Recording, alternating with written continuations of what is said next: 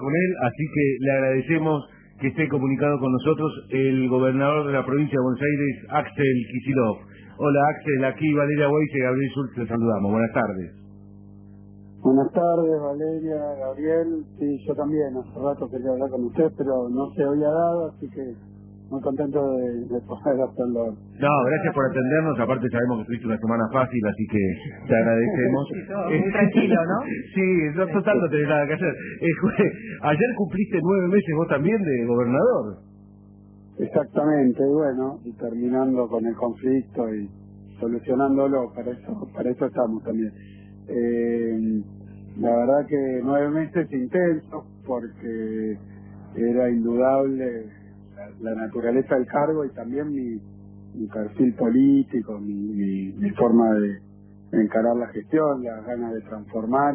Era obvio que iba a ser muy intenso, pero nadie se esperaba la peor epidemia en los últimos 100 años, azotar al mundo, las economías, así que eso la verdad que no abrió la verdad que una serie de situaciones que eran difíciles de imaginar hace un año, ¿no? Sí, imposible pensarlas. Gobernador, me quedé pensando ahí, bueno, y solucionando un problema, el policial, ¿no? Tan fuerte esta semana que nos tuvo en vilo y que nos preocupó, ciertamente. Ahora, usted decía, solucionamos el problema. Yo escuchaba recién a Lustó, dice, el gobierno solucionó el problema con la policía con un conflicto. Y bueno, y después de escucharlo a Rodríguez Larreta, lo de anoche, ¿se acabó la onda con Rodríguez Larreta? Mira, cuando uno mira un poco el cuadro completo, como alguien dice, más que el cuadro completo de la película, lo que ve es que Macri asumió, venía de ser jefe de gobierno en la ciudad de Buenos Aires, y lo primero que hizo es empezar a beneficiar y a repartirle recursos y todo lo que pudo a la ciudad, que viene a ser el distrito más rico, que no tenía problemas presupuestarios, y bueno, en el caso particular de los puntos esos de coparticipación que recibió la ciudad, ya en aquel momento yo era diputado nacional, y en aquel entonces, que no era gobernador de la provincia de Buenos Aires, nadie me puede acusar de haber estado hablando por una cuestión de conveniencia. Ya denunciamos que se usó la excusa de la transferencia de la Policía Federal al ámbito metropolitano para transferirle muchísima más plata de la que necesitaba para eso la Ciudad de Buenos Aires. O sea que la verdad le pusieron un bolquete de dinero a la jurisdicción a la que pertenecía el presidente y entonces Larreta. Eso había que revertirlo, a tal punto que hay intervenciones públicas del ministro del Interior de entonces, Frigerio, diciendo que había plata de más ahí. Y no es plata de más para cualquier distrito, es plata de más para la Ciudad de Buenos Aires, porque nunca la plata es de más. Pero lo que sí quiero decir es que si uno tiene que medir la necesidad o la justicia en la distribución de los recursos nacionales, la verdad que no tenía ningún sentido, era absolutamente injustificable, y bueno, lo marcó hasta el propio Frigerio en aquel momento. Después de que cambió el gobierno, empezaron, hay varias notas de enero en diferentes medios, entre ellos Clarín, marcando que el gobierno nacional, Alberto, estaba ya charlando, digamos, como le gusta decir a ellos, con diálogo y consenso, a ver cómo y cuándo lo hacía. Yo me enteré en aquel momento de varias de estas conversaciones y no era un tema conflictivo, era obvio, es como si yo te diga, mirá, cuídame no sé cómo decirlo para que no suene de otra naturaleza, pero yo te transfiero algo que requiere un gasto y te digo, mira, yo te paso la plata para que lo puedas cubrir. ¿Y ahora por qué es inconstitucional ir a la Corte, gobernador? De golpe digo, ¿por qué es inconstitucional ahora, de golpe? No, si es inconstitucional lo que pasó ahora, fue inconstitucional lo que pasó antes. Claro. Darle una plata adicional a Larreta, que es una jurisdicción además que de alguna manera, yo te digo, yo en la provincia de Buenos Aires tengo kilómetros y kilómetros de caminos de tierra, y no digo solo los caminos rurales, sino en el conurbano bonaerense. Hay muchísimos sin asfaltar por todo el conurbano, hay gente que anda sin luz, sin cloaca, sin gas, necesidades básicas, ni hablar de sin vivienda o sin trabajo y sin alimentos acá en la provincia.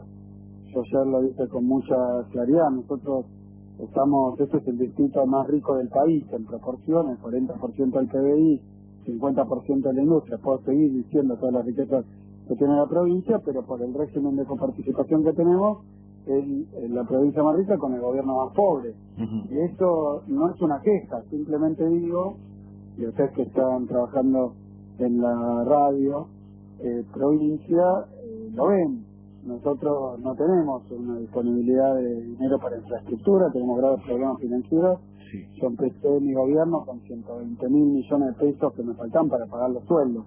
Entonces, me parece que la Ciudad de Buenos Aires tiene una situación fiscal, de riqueza y de infraestructura muy, muy distinta. Y bueno, no es ni bueno ni malo. Lo que digo es que un poco de equidad distributiva tiene que haber. Si a la provincia de Buenos Aires le dijeron te doy unos puntos de coparticipación para cubrir la policía y le dieron de más, es lógico, razonable que en algún momento se empezó a hablar en enero, no se hizo, después también vino la pandemia, y bueno, iba a pasar porque es imposible justificar lo que había hecho Macri, como muchísimas de las cosas que hizo Macri. Nombró juez de la Corte Suprema por decreto, así que por decreto le dio a la reta mucha más plata que lo que justificaba el servicio que transfería. ¿Por qué irán a la Corte Suprema? Me parece que en la discusión política y ante la sociedad muchos no pueden decir. Entonces, bueno, lo judicializan. También Axel, es cierto, y esto no nos podemos hacer los tontos, que lo que gasta el gobierno de la ciudad en pauta es mucho más de lo que gasta muchos municipios de la provincia de Buenos Aires en todo su presupuesto. Entonces no nos podemos hacerlo distraídos con eso, y de cuando uno mira los medios de comunicación, que son los que al fin y al cabo crean un sentido común, no podemos ser tan inocentes en no darnos cuenta de que eso ocurre. Y entonces ahí es donde me parece que tenemos que de alguna manera comunicar de otra manera para que esto no, porque hay que luchar contra una pauta multimillonaria. Mira, yo te dije recién que esta era una provincia pobre, porque lo es estructuralmente hace mucho tiempo, un gobierno provincial pobre, que no le alcanza ni para pagar sueldos que son malos también, como pasó ahora con lo de la policía, como pasa en muchísimas áreas del Estado. Entonces, y no hay recursos, no hay plata. Eso tiene que ver con una trayectoria de pérdida de puntos de coparticipación, pero al mismo tiempo que tenemos esa situación, tenemos unas necesidades inmensas. En cambio, la Ciudad de Buenos Aires, por eso es un poco odiosa la comparación, porque la Ciudad de Buenos Aires es el distrito más rico de Argentina, en términos de ingreso per cápita, no tiene producción industrial, pero tiene servicios, etcétera, cobra impuestos, recauda impuestos, y bueno, y ahí lo vemos un poco a mí cuando yo recibo recursos, lo tengo que poner en hacer las cloacas que faltan, pavimentar lo que no está, hacer bachear las rutas que quedaron sin mantenimiento, o dar luz, o bueno, en cosas recontrabásicas. Ahora no, mira los gastos de la Ciudad de Buenos Aires, tal vez como pasa en una familia que es rica y que está muy bien que lo sea, ¿no? Pero teniendo una abundancia de recursos, se te ocurre hacer tachos de basura de determinado tipo, hacer fiestas con DJ. No es una crítica. Digo, me parece que la situación, la comparación es muy, pero muy elocuente, y que en ese sentido la cuestión mediática, obviamente, que aporta a crear una idea de cómo son las cosas, que cuando uno mira los números y la realidad y los datos, es muy distinta, es realmente muy distinta. Y creo que fue una muy buena decisión del presidente, primero hacer justicia con respecto a los puntos de más que le habían dado, y ya que era para el uso de seguridad, acá lo tenemos claramente. Un policía de la provincia de Buenos Aires ganaba 35.000 pesos y uno de la ciudad 70.000. Por otro lado, entonces ahí hay una inequidad. Yo recursos no tengo porque no alcanza los ingresos ni para cubrir, cosa que le pasó también a Vial, cosa que le pasó. Además, tanto Frigerio dijo que le habían dado de más a la ciudad, como Vidal hasta el último día siguió diciendo que había que recuperar puntos de coparticipación. Es cierto. Así que no tienen, creo yo, fuera de caer en la inconsistencia, fuera de caer en la contradicción, no tienen ningún argumento para defender que lo que hizo Alberto no se trata de un acto de estricta justicia, porque además como hechos separados, ¿no? Como hechos separados, el exceso que se le había otorgado a la ciudad, porque Macri hacía lo que quería, entonces, y bueno, y ahí no lo cuestionaba nadie, por lo menos los que cuestionan ahora todo, entonces, tanto desde el punto de vista del exceso de recursos que se le dio a la ciudad para un uso que requería menos, como la necesidad de la provincia de recuperar algo de esa participación que perdió. Alberto habló de eso en el 88, era en ese momento gobernador Armendáriz, sí. Se dio puntos de coparticipación y la verdad que el resultado es que hoy nos faltan. Claro como es. Gobernador, ¿Sí? ahí lo decía usted claramente, que es una provincia pobre, la situación en la que están. Ahora, el aumento a los policías que hicieron este tipo de procedimiento y de reclamo con esa modalidad, obtuvieron algo. ¿Qué le dice al sector salud, a los judiciales, a los docentes, que inmediatamente reaccionaron y ahora quieren paritarias y que también están mal pagos? Mira, no, lo que puedo decir es que nosotros, ni bien asumimos, bueno, venimos, en el caso de la policía fue el sector más castigado de los diferentes grupos de trabajadores de la provincia, el más castigado por la gestión Vidal. Perdió 30 puntos de poder adquisitivo. Le tocó también ser trabajadores esenciales durante la pandemia y está desempeñándose, bueno, con el riesgo de contagio, cosa que ocurrió también porque hubo muchos agentes contagiados. Es decir que tiene una situación particular, pero independientemente de eso, sí, nosotros no vinimos acá para que los trabajadores de la provincia de Buenos Aires y las trabajadoras pierdan con respecto a la inflación o se les deteriore más el salario con respecto a la situación en la que quedó en el gobierno Vidal. Nos habíamos trazado ese camino, lo habíamos hablado con todos los sindicatos, estábamos, y bueno, cuando vino la pandemia, la verdad que la pandemia yo digo que puso el mundo patas para arriba y todos los presupuestos públicos. Nosotros tuvimos que hacer una inversión inmensa en el sistema de salud, más allá de lo salarial. Hicimos una inversión que no tiene precedentes, por lo menos en tiempo reciente, todo lo contrario, ¿no? Así que abrimos más de 1.200 camas de terapia intensiva, pusimos más de 1.100 respiradores también en la provincia, repartimos millones y millones de barbijos, de equipamiento para que no se contagien el personal de la salud. En la educación triplicamos el gasto en comedores escolares. Es decir, tuvimos que hacer por la emergencia sanitaria una política de destinar todos los recursos de los que disponíamos para que la gente no se muera, por decirlo de alguna manera. Es cierto, el carácter de esta emergencia es indudable. Sí digo que nosotros seguimos con la misma voluntad y bueno, también esperábamos que la pandemia no durara tanto, lo cual el mundo entero esperaba, pero ahí andamos en los peores niveles de contagio desde que empezó la enfermedad en el mundo entero, cuando se suma todo. Entonces la verdad que ha sido una situación muy excepcional.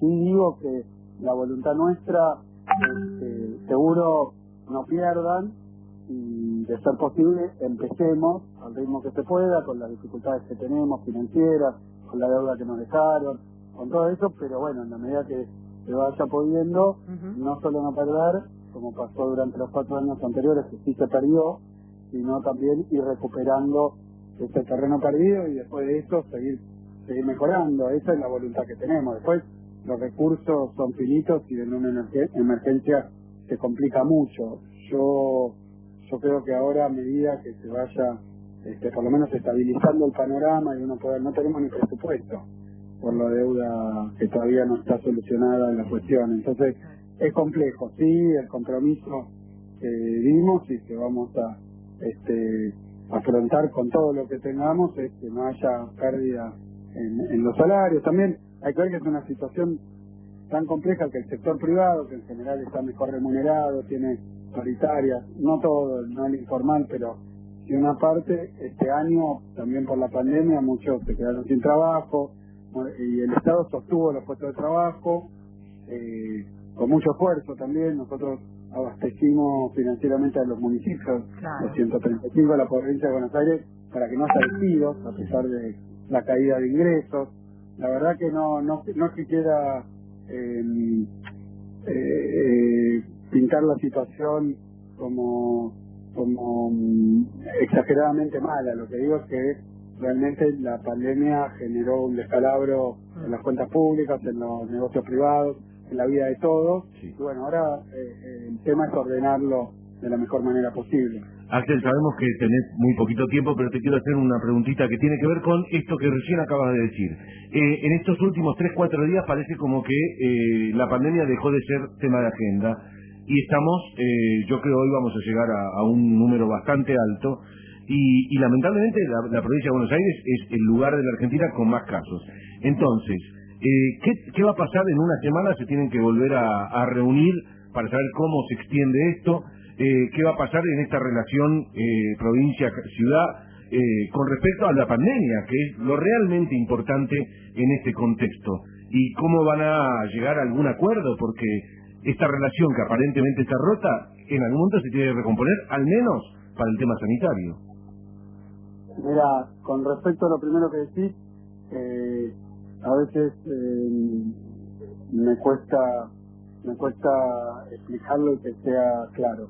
La provincia de Buenos Aires tiene más o menos 320.000 positivos, ¿no? Casos confirmados de coronavirus con el test. 320.000.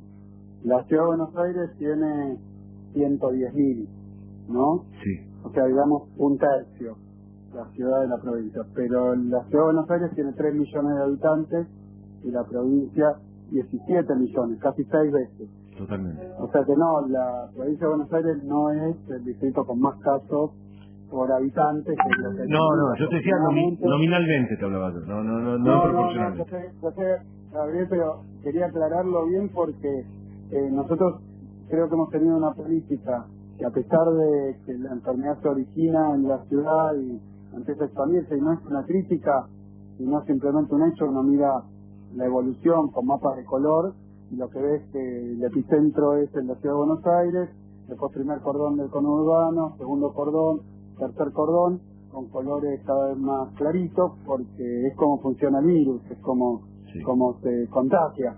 Entonces, esta irradiación la hemos logrado contener en buena medida en el interior de la provincia de Buenos Aires por mucho tiempo. Ahora están surgiendo bastantes casos en el interior de la provincia, en ciudades como, Mar del Plata, pero hemos tenido brotes, focos en muchísimos municipios, y sí, es muy distinta la realidad entre el Gran Buenos Aires y el interior, porque también es distinta la densidad poblacional, es distinta la forma, incluso de la vivienda, ¿no? Hay menos edificios, menos hacinamiento, menos concentraciones, eso impide que el virus se contagie, va de persona a persona, así que cuanto más juntitos, más contagio. Sí, claro. Pero también se la complican algunos intendentes como Tandil, ¿no? Bueno, por eso, quiero decir, sí, Tandil, termino con lo de la ciudad. Sí. Perdón porque me extendí demasiado en esto y quería ir al punto que me preguntaron, que es la ciudad. Y no, nosotros seguimos coordinando con la ciudad de Buenos Aires en lo sanitario, y esto no es una pelea. Me parece que sería muy ridículo plantear eso en el terreno sanitario y en el medio de una pandemia. Me parece sí que hay sectores de nuestra oposición que se han radicalizado muchísimo, oposición de la que forma parte también el jefe de gobierno, y que también se debe sentir tironeado por los sectores más duros, los halcones y las palomas. Yo creo que no es buena metáfora. Me parece que hay sectores muy duros de una oposición muy neoliberal que fueron parte y responsables de lo que pasó en la Argentina en los últimos 4 años como espacio político, y que estas estrategias son para diluir esa responsabilidad. Pero con el jefe de gobierno tenemos tenemos un límite, ¿no? Prácticamente rodeamos la capital federal, es imposible pensar que no se puede actuar coordinadamente. Yo sí creo que en estas cuestiones hay que hacerlo, pero por otro lado, lo que corresponde, sin enojar a nadie, sin hacerlo contra nadie, también hay que hacerlo. Hay que ver cómo logramos con madurez transitar esas tensiones. Sí, hay que ver cómo lo hacemos. Sí, estaba pensando en lo que decías recién, Axel, respecto de algunos sectores de la oposición, Halcones y Palomas, que es tal cual. Hay cosas que son muy claras, ¿no? A ver, todo el arco político y buena parte de la oposición dejó muy claro que esa imagen de los policías armados rodeando la quinta no la queremos, no la aceptamos como sociedad. Ahora hubo gente concreta, Patricia Bullrich, el expresidente Macri, que ni se pronunciaron, ni mu.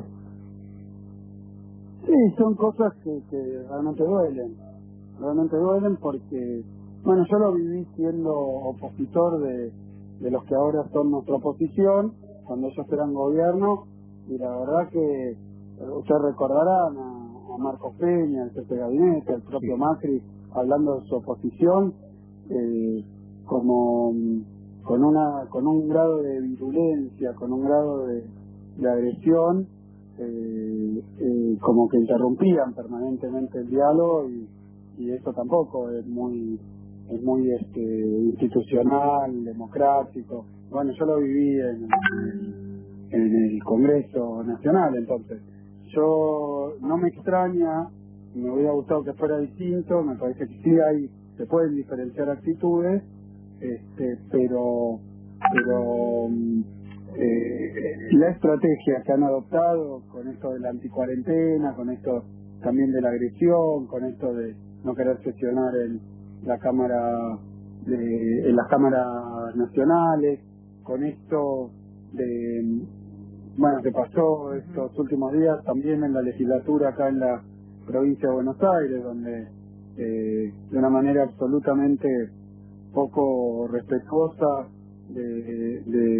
entiendo yo, la voluntad que tuvo la enorme mayoría del pueblo de la provincia de Buenos Aires, votaron los jueces que había enviado Vidal al Senado poco antes de perder las elecciones, y los votaron, y yo había mandado a través de un decreto había solicitado que esos pliegos volvieran al Poder Ejecutivo, porque el Poder Ejecutivo cambió, ya no es el de antes, y eso rompe el mecanismo previsto, en lo legítimo. No hay caso, la verdad que no hay caso, que es una política siempre de tensar y siempre de ponerse de lado cuando lo tienen, de decisiones muy poco conversadas, ¿no? Muy poco defendibles además. Bien, Axel, para terminar te quiero regalar la tapa de Clarín a los 9 meses de gobierno del 2016 de Macri, para que la tengas de recuerdo. Macri busca cambiar el clima económico en un foro de inversiones.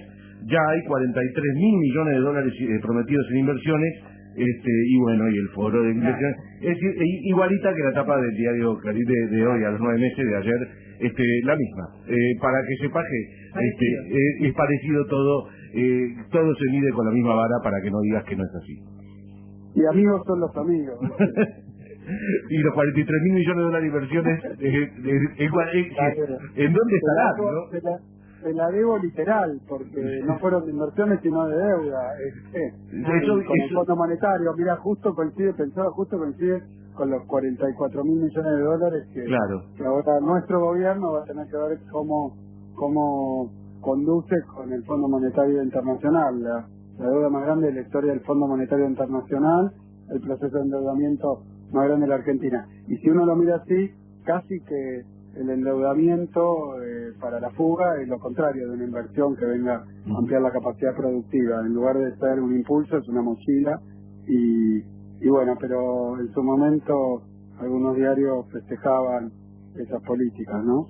Absolutamente. Axel, perdón por extendernos, pero es muy interesante. No todos los días podemos charlar con vos, así que te agradecemos este tiempo. Y bueno, aquí estamos, todos haciendo fuerza por la provincia de Buenos Aires, que es una tarea dificilísima la de levantarla, y más en este contexto. Pero bueno, gracias por estar acá en los 100 programas de Bien de Radio.